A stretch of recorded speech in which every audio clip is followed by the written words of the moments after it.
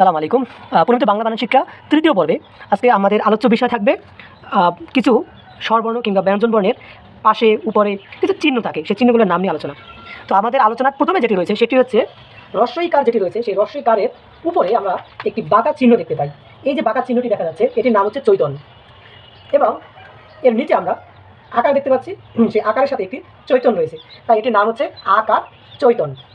তৃতীয় যেটি দেখা যাচ্ছে আমাদের ক, ফ, ক্ষিয়, এই যে বর্ণগুলো দেখা যাচ্ছে সেই বর্ণগুলোর ডান পাশে আমরা একটি বাঁকা চিহ্ন দেখতে পাই। এই যে একটি বাঁকা চিহ্ন দেখা যাচ্ছে, এই বাঁকা যে চিহ্নটি দেখা যাচ্ছে সেটির নাম হচ্ছে আকরি। এবং পরবর্তীতে আমরা দেখতে পাচ্ছি ইয়।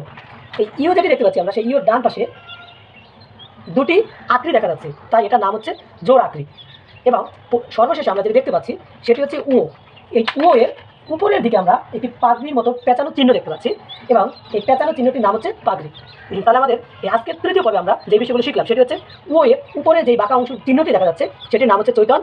এখানে দেখা যাচ্ছে আকার চৈতন্য, ক, ফ, ক্ষিয়, এই তিনটা বর্ণের ডান পাশে যে পেঁচানো চিহ্নটি দেখা যাচ্ছে সেটির নাম হচ্ছে আকরি, এবং ইয় এর ডান পাশে যে দুইটা চিহ্ন দেখা যাচ্ছে সেটার নাম হচ্ছে জোড় আকরি, এবং উ এর উপরে যে পেঁচানো চিহ্নটি রয়েছে সেটির নাম হচ্ছে পাগড়ি। ধন্যবাদ সবাইকে। আবার পরবর্তীতে অন্য কোনো শব্দ, বর্ণ কিংবা বানান নিয়ে আলোচনা হবে।